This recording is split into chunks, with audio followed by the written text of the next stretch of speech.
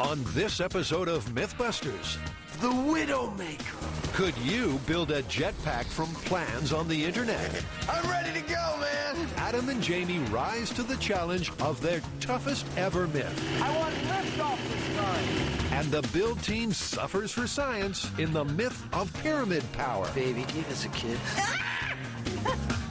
Who are the Mythbusters? Am I missing an eyebrow? Adam Savage I reject your reality and substitute my own. and Jamie Heineman. Quack, damn you. I wouldn't say Jamie's an evil genius.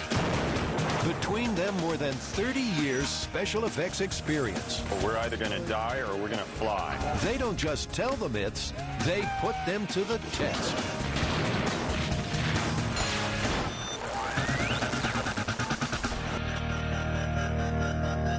Adam, we've got a really great story here. This is just the kind of thing that I love. This is a really difficult technical challenge. It's an engineering feat we've got to pull off here. Absolutely. We have purchased some plans off the web that anybody could buy for under $100, and we're going to see if we can use those plans to build in our shop a personal, functional jetpack. And of course, we only have, what, about $10,000 in a month? Well, it wouldn't be Mythbusters without that kind of crunch, would it? The quest to build a personal flying machine is as old as aviation itself. It's my strong conviction that by utilizing these inner universal forces, we shall all be able to fly like the birds.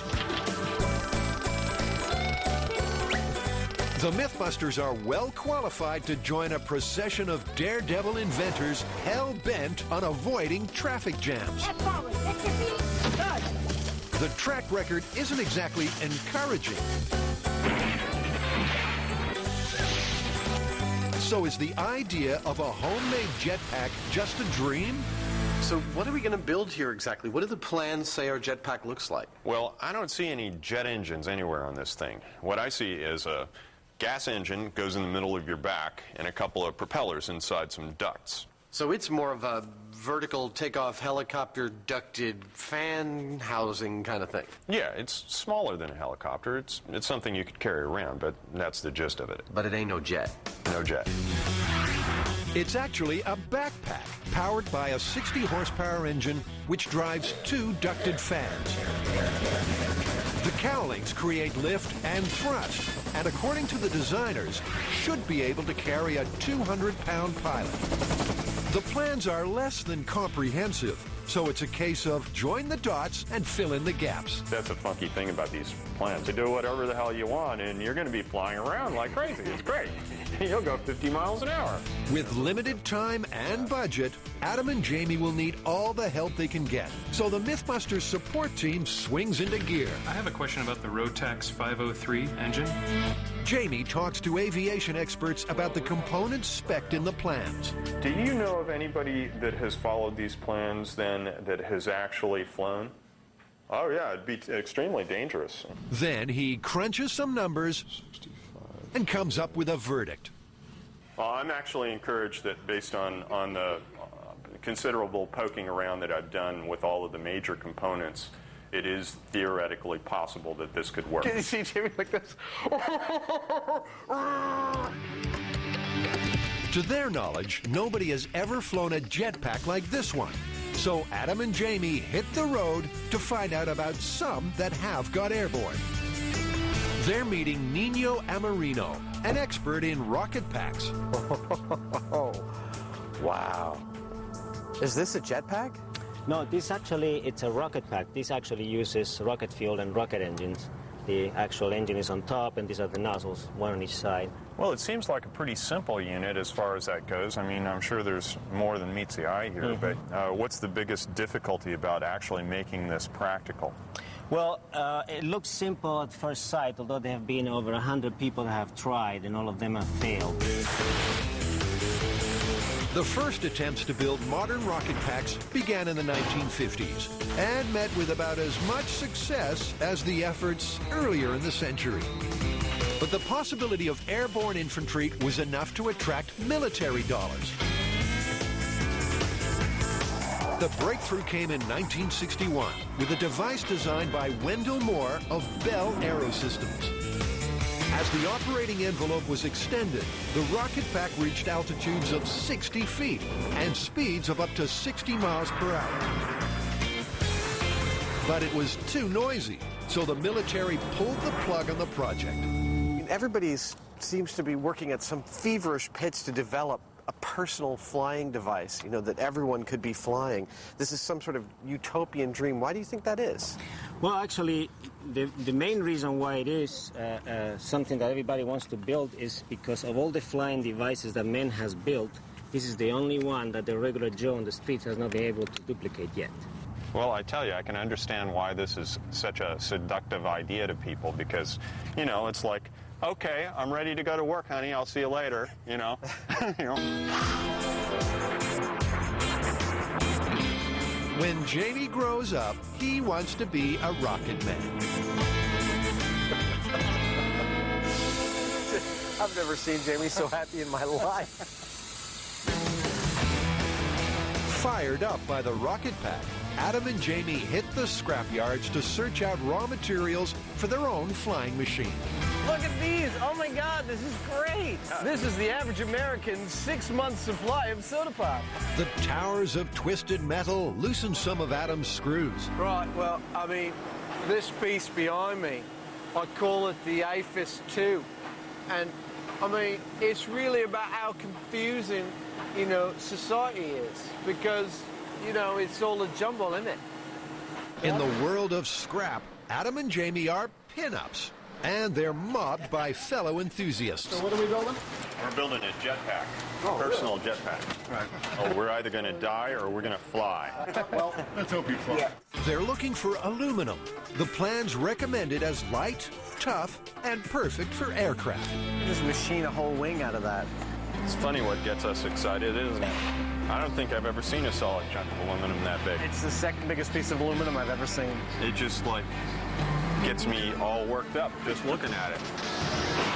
After the obligatory drooling, the guys get down to the job at hand and come away happy shoppers. You can't take Jamie and I to a place like this and have us just leave with what we came for. This big plate of 16th-inch aluminum is going to be most of the structure on the backpack. This angle iron's going to be some of the cross structure along with the arms for actually steering and controlling. It's all really fantastically useful stuff, and I love working with aluminum. I'm delirious from the sun. I love aluminum. Aluminum, I love you.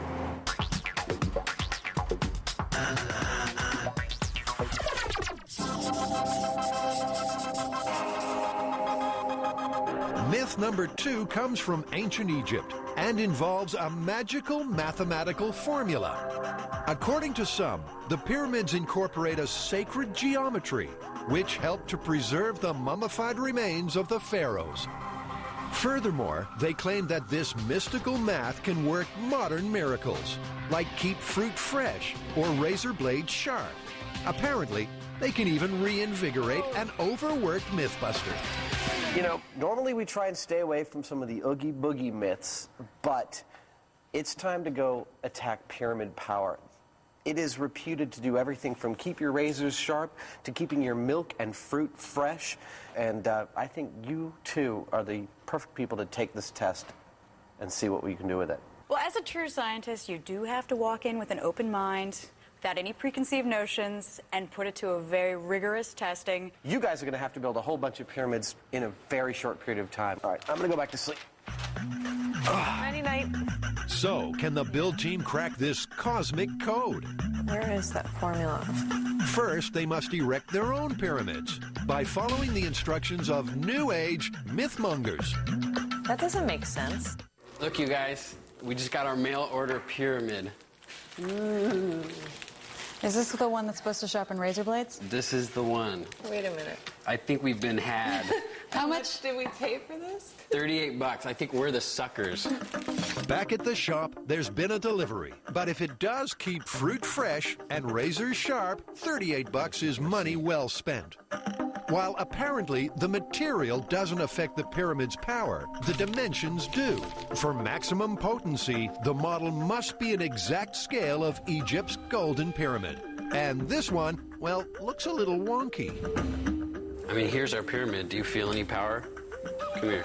Don't point it at me. Don't aim it at me. Come here. Let's put it over your head. Do you feel lightheaded? mummified? I'm reading your thoughts right now. And Tori's thinking that pyramid power could be a long way off. What can I do for you guys? Looking for Rotex 503 dual carb. I understand you have one in stock. Yep. Could we have a look at it? Sure, I can bring one out here.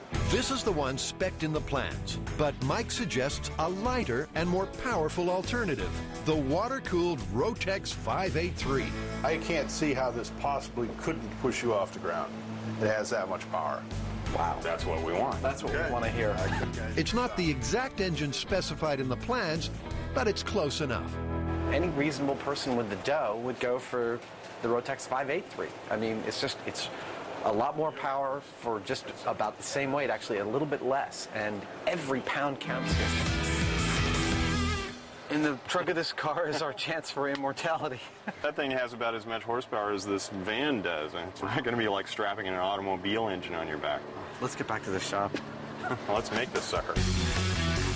Back at M5, the build begins, and right from the get-go, Jamie's fired up. This is exactly the kind of project that really motivates me personally. So I'm going to be losing some sleep over this one. Starting to look like an aircraft part. All right, ladies and gentlemen, here we go. While Jamie works on the main structure of the backpack, Adam starts on the cowlings. Without them, the thrust generated by the propellers is dispersed. When the cowlings are added, the thrust is concentrated. They also create suction around their top edge, causing lift, like an airplane's wing. But the ducts only work if the clearance between propeller tips and cowling is less than 1/16 of an inch. According to the plans, the ducted fans should provide 500 pounds of thrust, more than enough to get Jamie airborne. Adam carefully cuts thin layers of roofing foam, which stack together igloo fashion to form the basic body of the cowling. This appeals to both Jamie and I in a very sort of deep core level of interest for us. You know, it is exactly the kind of thing that, you know, once we did the research, we found out that no one's actually really flown one of these things that we can find. It would be amazing if we actually were able to build one to fly. The cowling design seems solid enough, but Jamie's finding that the plans for the main body of the backpack have as many holes as the average tea bag. There's stuff, the basic thing that's going on here is maybe not that wacky, but when I get into the details, it's like idiotic. They call for the 90-pound engine to be bolted straight onto a wafer-thin aluminum sheet. And this thing's just socked right in the middle of this 16th-inch sheet. Yeah. And the engine's on there. A 62-horsepower engine. Mounted on 16-inch aluminum. I'm not going to get near it with it operating. Yeah. I mean, I'm not going to, there's no way in hell I'm going to get in this thing. I mean, it's terrifying. The guys have got mixed feelings about the plans, which are a cocktail of the good, the bad, and the downright ugly. It's like frustrating and almost disgusting how poor these plans are, and yet the stuff that he's kind of coming up with isn't all that bad. While at first glance they seem easily like the work of a crazy person, it all seems, I mean, sort of crazily plausible that it could fly, but again, the devil is in the details. In the interests of safety, Jamie adds a plate to strengthen the engine mounts. Then he blocks out the basic structure of the backpack. Well, it looks like it ought to make sense. The propellers arrive, specially made by a hovercraft manufacturer. Hard to imagine these two picking you up off the ground, huh? It's going to be like... I think that's about what it is. Yeah. Okay, well... onward and upward. Despite their misgivings, it's not necessarily a case of pigs might fly. Based on the initial number crunching that I've done, this thing could actually fly. And, you know, the fact that we haven't actually seen anybody flying with it is sort of like, what's going on here? Are we going to, like, be the first ones? The build team is testing the myth that pyramids have strange powers of preservation. They'll build 4 scale models, in which they'll place some milk, half an apple, half a razor, and half a flower. The other halves, the controls, will sit outside the pyramids. According to the myth, their models must have pyramid-perfect dimensions to ensure any cosmic power is cranked up to the max. Hey, Tori, it is going to be a golden pyramid. And apparently, for the sharpest razors and freshest fruit, the pyramids must align with magnetic north. The build team really is doing all they can to test this loopy legend. Should we cut these flowers off, put one in and one out? Actually, we're going to take one of the flowers and we're going to slice it in half. Carrie slices a rose with a razor, while Tori goes overboard on an apple with a chop saw. It's a clean cut, perfect, with a dirty blade. Hardly a laboratory dissection. Carrie also sets up the milk for the preservation test before moving on to something sharper. I am dulling this razor so I can stick it into the pyramid and sharpen it. The team places one half of each item inside the pyramids, 1/3 of the way up. That's the location of the king's burial chamber in the real thing, and supposedly the locus of maximum power. Now, let the rotting commence. But first, another slightly more involved experiment. Well, we're going to get Tori all shaved up with a razor designated for each side of his face. And then we're going to stick one of these inside the pyramid to see if possibly it gets sharper or gives him a cleaner shave on a daily basis. So, for the next 2 weeks, Tori's going to be shaving for science. All right, so I've shaven about the same on each side. They're about the same dullness, so we're going to stick this one in the pyramid, this one outside of the pyramid, see if this one gets any sharper. Like everything else, they're aligned to magnetic north and boosted in height. Now, the waiting begins. For the sake of science, yes. Keep an open mind. Mm-hmm. It's 1 week into the jetpack assembly. Can you crash? Yeah, I'll show you. Let's crash into that cliff. No, we're going to go for the balloon. Adam and Jamie are paying a visit to the Hiller Aviation Museum to learn more about personal flying machines. And who better to guide them around than a man named after a compass? My name is North, East, West, North, EAST, WEST, and I'm director at the gallery at the Hiller Aviation Museum. So, like, what happened to South? This is the granddaddy of jetpacks, the Hiller platform, named after its inventor, Stanley Hiller, and funded by the Office of Naval Research. Is this one of the earliest ducted fan designs? This is the earliest ducted fan. This is the first ducted fan that ever lifted a man. Really? Yes. The Hiller platform was more magic carpet than jetpack, with the pilot standing above a single large ducted fan. The inaugural flight took place in strict secrecy in January 1955. But when the military went public later that year, the whole world wanted one. I'd love one of these at home. Well, the development cost on this back in the early 50s was still about $500,000, so it's another reason we'll all have one sitting at home. But I think safety more than anything. And we're going to build one for a couple grand. Even though the platform flew, the military saw it as unsafe and abandoned the project. Only 7 vehicles were ever built, but the principle of ducted fan-powered flight was off the ground. This solo trek device, developed in the 1990s, looks almost familiar. Jamie, we don't need to build one of these. We already found one. Like their work in progress, the Solo Trek is powered by a pair of ducted fans driven by a gas engine. It's amazing to see it here because, I mean, you can just see the hand-built aspect of it. You know, once you start to really see the parts up close, it's really apparent that humans built it. I love that aspect. This prototype never flew, but with military backing, its offspring were more successful.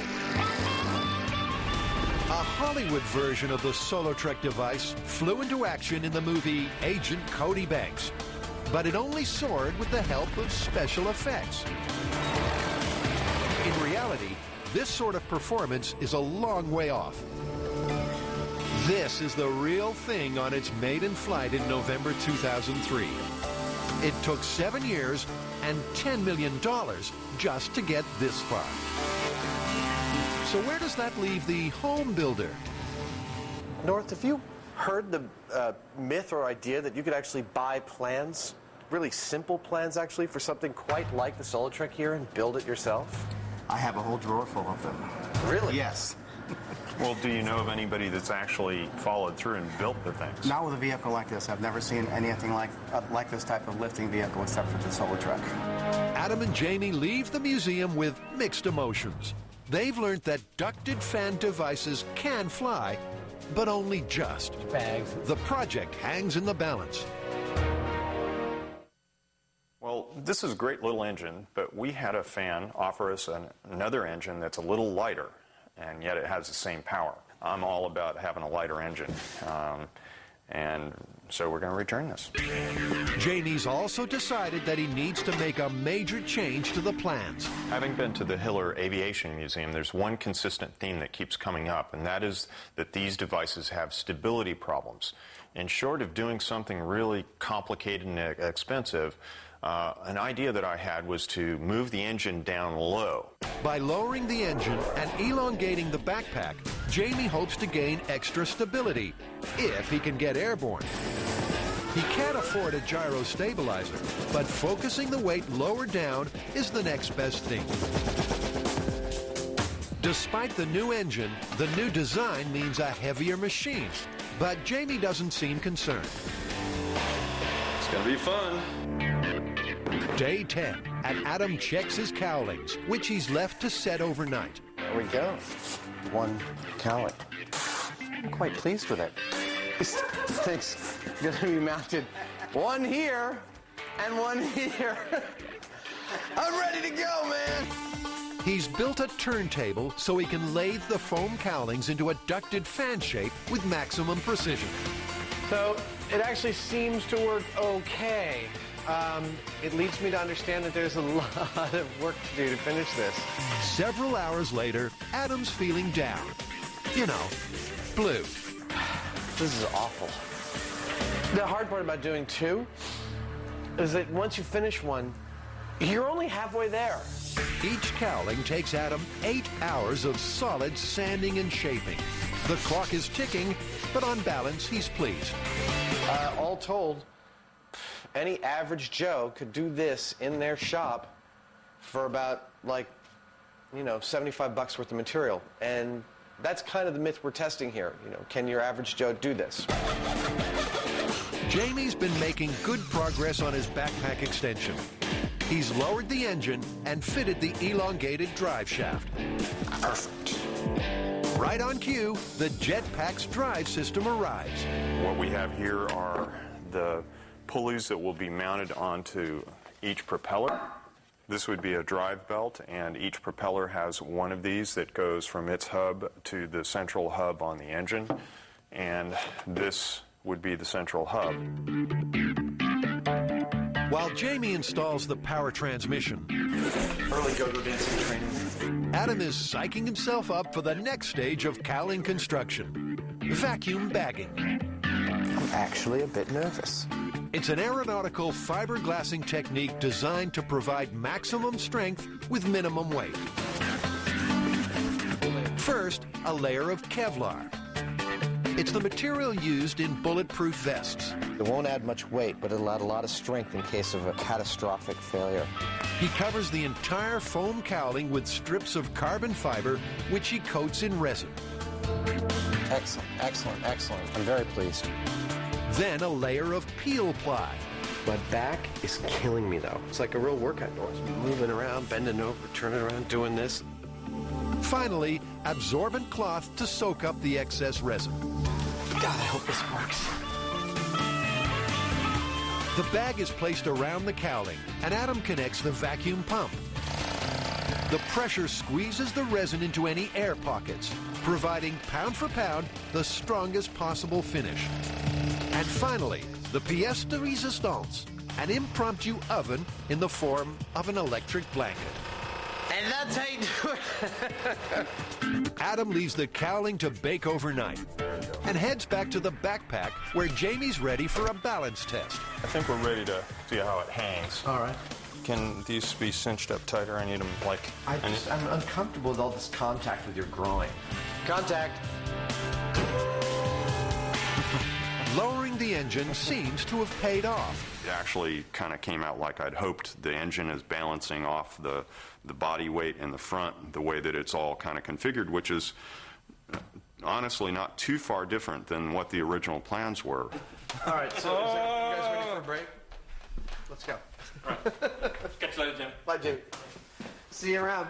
Adam splits to unwrap his cowlings, and he seems, well, pleased. Oh, that outside edge looks pretty good. I'm really pleased about this. You know what, Jamie? What? I'm kind of pleased. Yep, he's pleased. I am psyched. A final layer of epoxy gives a pleasing finish. I'm pretty bloody pleased with how smooth it is. I slept in them last night, so I might look a little pleased. There's just 10 days left, but when the first cowling goes on, so does the light at the end of the tunnel. Hold on, I want to stand back and look at this. God damn. Honey, I'm home. Just in time for some important visitors. Inspectors from the Federal Aviation Authority, the FAA. Thanks for coming down, guys. They're here on official duty to classify the jetpack. Unofficially, they're just plain curious. So what do you guys think? How airworthy does it look to you?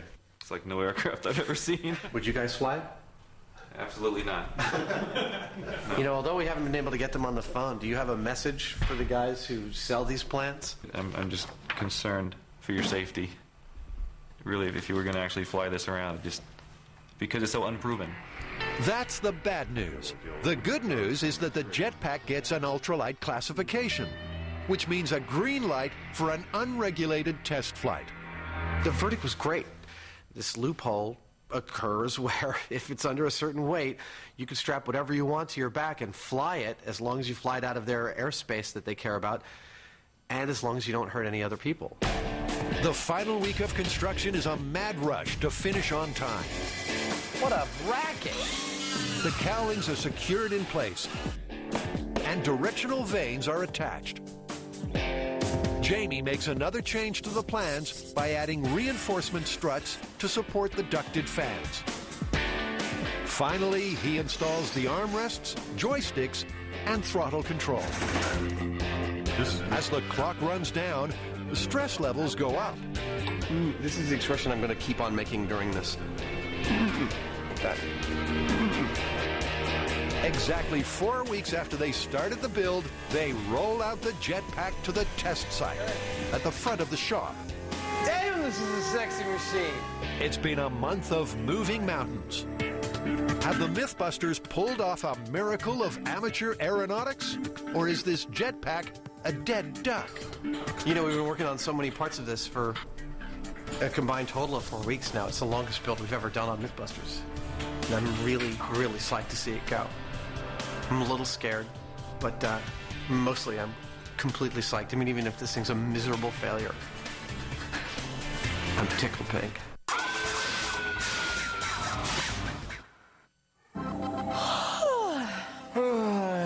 The build team are testing whether pyramids have mystical powers. Can they really keep fruit fresh and razors sharp? While they wait for things to rot or not, Tori's off to the barber's. Oh, this is not cool. Do you think it's me or the razor? I don't know. Okay, I think we're done on that side. Pyramid side done, but the torture continues with the control. So, was there a difference? The left side definitely felt duller Really? than the right side. I'm just glad this whole experience is over. The left side was duller? Well, maybe there is something to pyramid power after all. Let's check up on the rest. Something about rotting milk and rotting apple that just grosses me out. The milk's turning to cheese, but that's not all that's happening. The apple in this one is actually rotting at a slower rate than that one. I know. Feel the power, man. I don't know. I'm so bummed. This Oogie Boogie stuff is actually working. Like it or not, the apples are rotting at different rates. Is this pyramid power at work, or has the apple experiment gone pear-shaped? Time to consult an Egyptologist. What do you know about the power of the pyramid? Well, the myth is that the shape itself was part of the process of preserving the body of the king. And by extension, I suppose there are people who think that it preserves just about anything placed inside of it. As far as you know, in ancient Egyptian thinking, there's no evidence that they thought about that at all. Could the mummy's curse spell the end for pyramid power? Dr. Manning reckons that it's mummification that preserved the bodies of Egyptian kings, not the shape at all. So how's the apple getting on?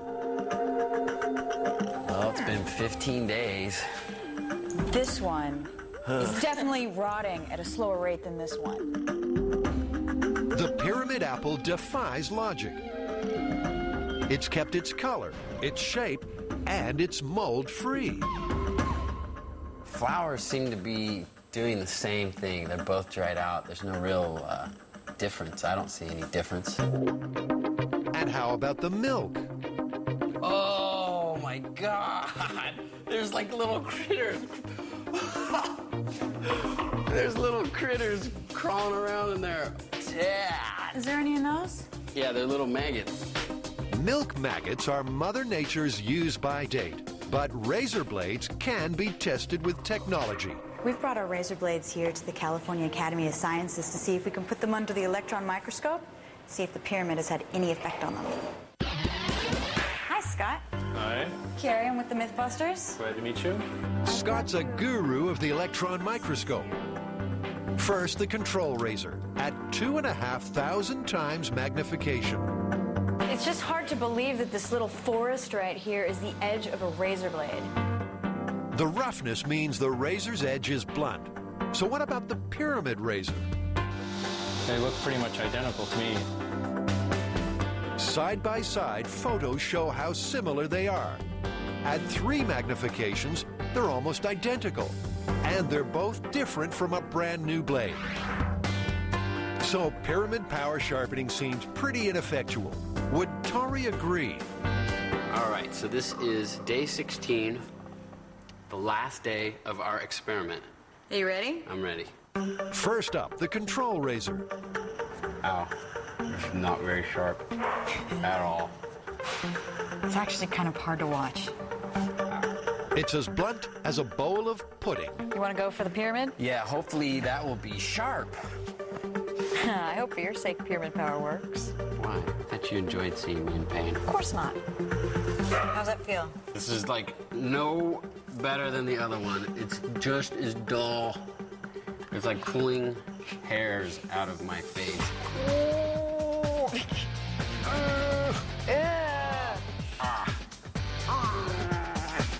It sucks. This thing is not sharp at all. I need a real razor. Tori exits for medical help. Oh man, I'm sure glad that this myth is over.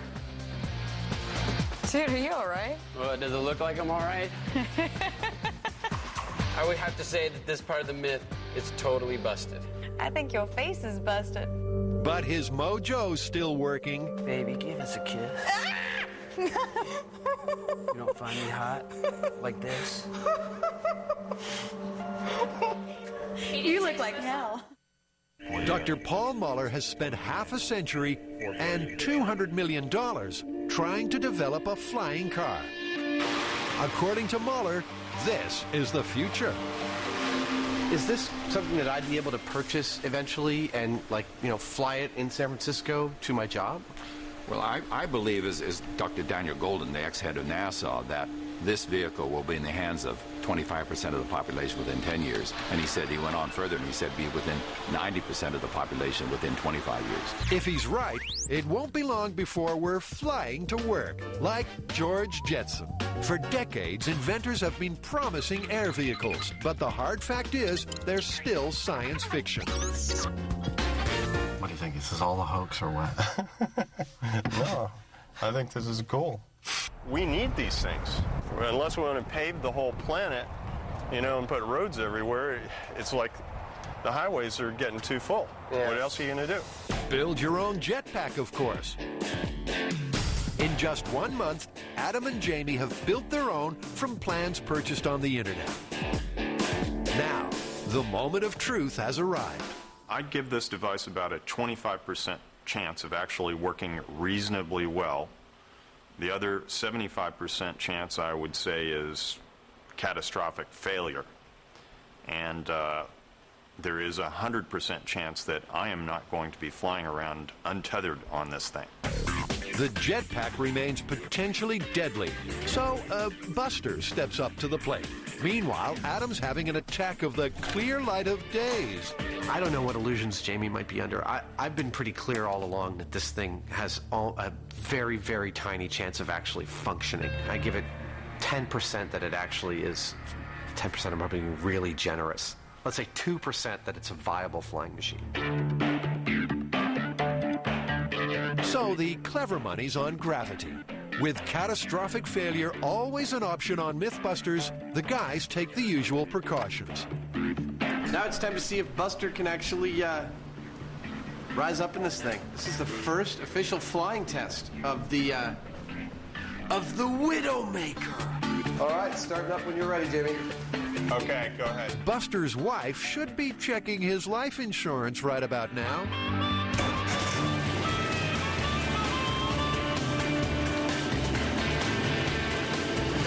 Spin up probably to about 4,500 RPM, and Jamie's just checking the system out, seeing if anything's abnormally hot. Everything looks cool, so Jamie opens the throttle. It's all systems go. Countdown begins.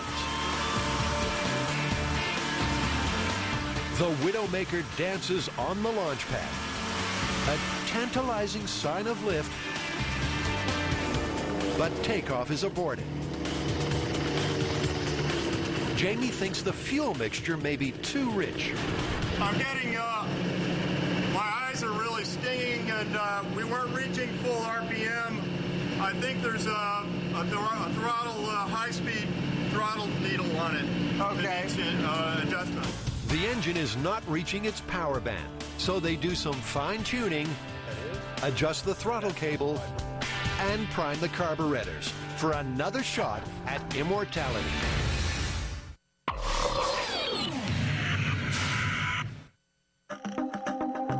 The power of ancient Egypt. The build team have been trying to harness the mystical force of the pyramids and have unearthed a bit of a surprise. All right, guys, you've been testing for a couple of weeks now.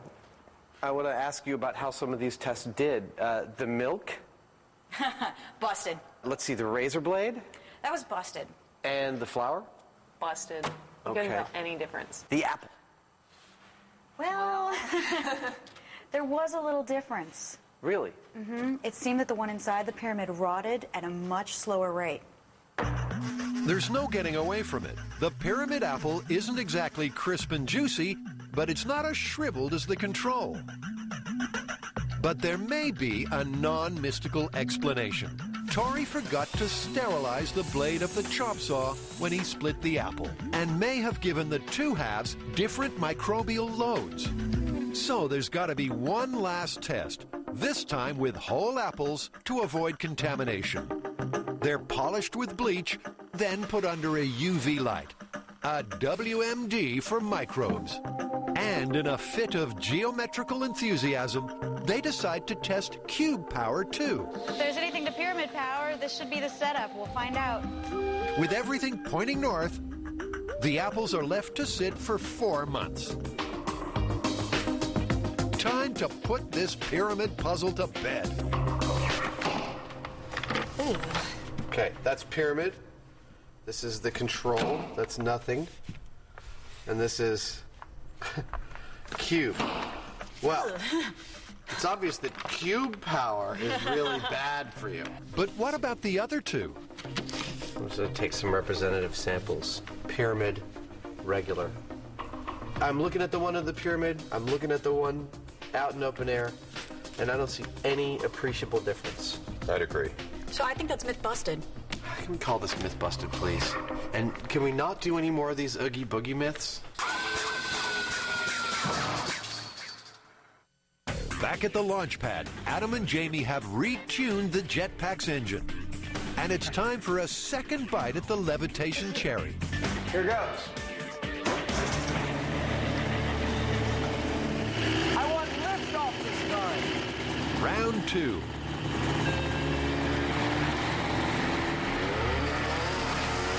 This time, the engine hits the butter zone. Jamie's whiskers are twitching. The tachometer reaches 5,600 RPM. Gravity's got a fight on its hands. The jetpack leaves the ground. It's almost flying. But gravity wins out. Close, but no cigar. It's getting to the borderline. Right there. Yeah, no, I can tell. It's right there. We've got 5,600 RPM on that last one. We are at the power band. We're at the maximum output of this engine. We have too much weight. As far as the overall design, everything is functioning as it should, except the entire machine. The engine is performing beautifully. It's all functioning. It's just, at this point, we're just too heavy. According to Jamie, weight is not the main issue. It's thrust. We were given to understand we would get 500 pounds of thrust. This thing does not weigh 500 pounds. Why is it not getting off the ground? There's some kind of a thing with the only place that I can point to is something to do with the efficiency of the ducts. They attempt to maximize thrust by adding a layer of balsa between the propeller tips and the cowlings. The smaller the gap, the larger the thrust. Oh, did you see that? Was that sexy old boy? A thread test confirms that the airflow into the ducts is smooth and uniform. So they should be getting the correct thrust and lift. Perfect. But even with the modifications, the guys decide to lower the bar. Keep your comments to yourself. And remove Buster from the hot seat. Okay. Take that! It's a retreat, but Jamie's philosophical. This is an ambitious project, after all. You know, this is something that I keep saying, like, somebody out there is spending tens of millions of dollars and decades of work developing a device like this. With Buster out of the picture, the jetpack is 190 pounds lighter. It's now or never. All right. Are you ready? I think we're ready. Okay, go ahead. Test number 3. Chalks away. But will it be liftoff?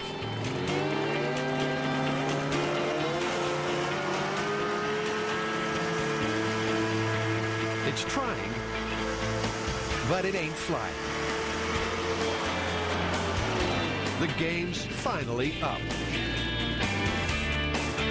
It's not even providing all that much lift on its own. If it was correctly balanced, it would be flying on it without anything on it, but not with a whole lot of access. In other words, without a pilot. Even so, Jamie can't resist having a go in the Widowmaker. Mrs. Heineman, you should look away now. I have a sneaking feeling this is going to, not exactly tickle in a certain unmentionable region, but it's going to be vibrating like crazy down there. What the hell are you writing out there? Pilot to Bombardier, do you read? Over.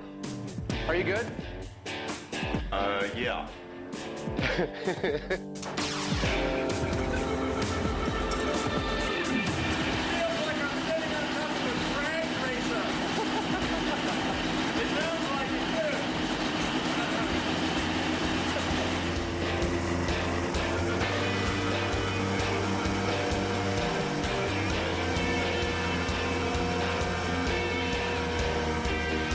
Looks like Jamie's going to be driving to work for a while yet.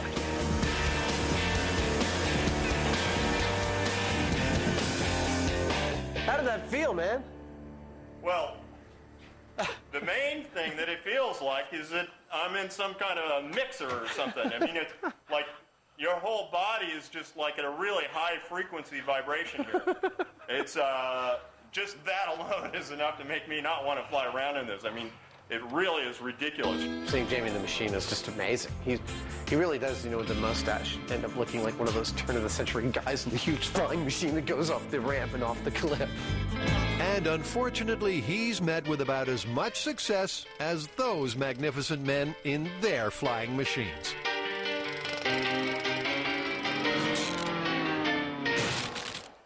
We're both exhausted of this project. I believe, I'm personally exhausted of this project. We've done all due diligence on making this thing work based on the information we've had, but it's nowhere in the ballpark. I don't get it. Mystified. So how did we do? Well, we didn't get off the ground, so I guess we failed, as much as I hate to admit it. But we succeeded, I think, in busting a myth. Yeah, there's no way that the average Joe could take those plans and get off the ground with them. They were incredibly sparse. There wasn't enough data. There weren't enough details. They were drawn on cocktail napkins. Yeah, it was ridiculous. What do you think? Do you think at some point in the future we will be flying personal jetpacks to work? I don't think so. There's one really important thing to keep in mind about this type of device, and that is that you have no backup. If you have a failure, you're going down like a stone. You're going to die. And for that reason, I don't think that you're going to be riding around in a personal jetpack anytime in the near future at all. So, myth totally busted. Yeah, totally busted.